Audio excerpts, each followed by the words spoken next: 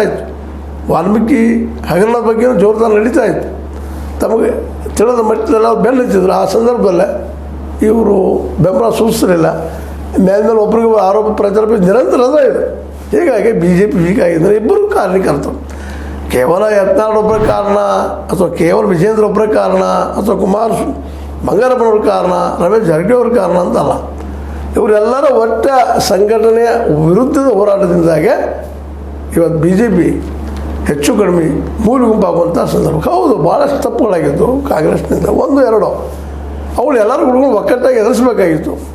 ಆದರೆ ನಿಮಗೆ ವಿಜೇಂದ್ರ ನೇತೃತ್ವದಲ್ಲಿ ಅದನ್ನು ಎದುರಿಸೋದು ಬೇಡಾಗಿತ್ತು, ಅವರಿಗೆ ನಿಮ್ಮ ನೇತೃತ್ವದಲ್ಲಿ ಬೇಡಾಗಿತ್ತು. ಹೀಗಾಗಿ ಕಾಂಗ್ರೆಸ್ ಇಲ್ಲಿ ತಪ್ಪಿಸ್ಕೊಂಡ್ರು. ಈಗ ನೀವು ಏನೋ ವಾದ ಮಾಡಿರಿ, ಡಿ ಕೆ ಶಿ ಪರ ನಿಲ್ತಾರೆ, ಹಾಗೆ ಹೀಗೆ ಇರಲಿ. ನೀವು ವಿಜೇಂದ್ರ ಟೀಕಾ ಮಾಡಿರಿ ಮತ್ತು ಕುಟುಂಬ ರಾಜಕಾರಣ ಮಾಡ್ತಾರೆ ಅಂದ್ರೆ ಏನು ಅಡ್ಡಿ ಇಲ್ಲ. ಕುಮಾರ್ ಬಂಗಾರಪ್ಪನವ್ರು ನೀವು ಕುಟುಂಬ ರಾಜಕಾರಣ ಅಲ್ವೇನ್ರಿ?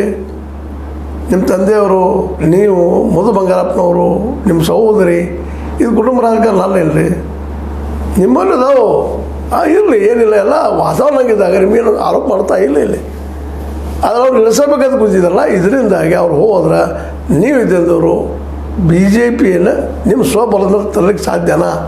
ಇವತ್ತು ಕುಮಾರ್ ಬಂಗಾರಪ್ಪನವರು ಉಳಿದವರು ಸಹ ಉತ್ತರ ಕೊಡಬೇಕಾಗಿದೆ ಇದಕ್ಕೆ. ಯಾಕಂದರೆ ಮಧು ಬಂಗಾರಪ್ಪನವ್ರು ಶಿವಮೊಗ್ಗದಲ್ಲಿ ನಿಂತು ಬಿದ್ದರು, ಗೊತ್ತದ, ಎಲ್ಲ ಒಂದೇ ಲೆವೆಲ್ದಲ್ಲಿ ಇದ್ದೀರಿ ನೀವೆಲ್ಲ. ಮಧು ಬಂಗಾರಪ್ಪನವರು ನೀವು, ಯಾಕಂದ್ರೆ ಬಂಗಾರಪ್ಪನವರು ಒಂದು ರಾಜ್ಯ ಮಟ್ಟದಲ್ಲಿ ಒಂದು ನಾಯಕತ್ವ ಇತ್ತು ಅವರಿಗೆ. ಹಿಂದುಳಿದವರಪ್ಪ ಅಥವಾ ಹಿಂದುಳಿದ ಜನಾಂಗದ ಪ್ರತಿನಿಧಿ ಅವರು ಅಂತಾರೆ. ನಿಮಗಂತ ಯಾವ ಏನಪ್ಪ ಅವ್ರ ಮಗ ಅನ್ನೋದ್ರ ಬಿಟ್ಟರೆ ಮತ್ತಯಾವುದೂ ಇಲ್ಲ. ಇನ್ನೂ ಸ್ವಲ್ಪ ಫಿಲ್ಮ್ದಲ್ಲಿ ಸಿನಿಮಾ ಇಂಡಸ್ಟ್ರಿ ಒಂದು ಸ್ವಲ್ಪ ವರ್ಕ್ ಮಾಡಿರ್ಬೋದಿಲ್ಲ ಅಂತಲ್ಲ, ಆದರೆ ಅದಿಲ್ಲಿ ಗಣನೆಗೆ ಬರ್ತದೆ ಅಂತೇಳಿ ಗ್ಯಾರಂಟಿ ಇಲ್ಲ. ಅದಕ್ಕೆ ಏನೂ ಇರಲಿ, ನೀವೇನು ಬೆನ್ನತ್ತಿದ್ರಿ ವಿಜೇಂದ್ರ ಇಳಿಸ್ಬೇಕಂತೇಳಿ ಅವರು ಮನೆ ಕಳಿಸ್ಬೇಕಂತ ಬೆನ್ನತ್ತಿದ್ದಾರೆ. ಇಬ್ಬರು ಕೂಡ ಬಿ ಜೆ ಪಿನ ಮನೆಗೆ ಕರ್ಕೊಂಡು ಹೋಗಿಬಿಡುವಂಥ ಒಂದು ದೊಡ್ಡ ಏನಪ್ಪ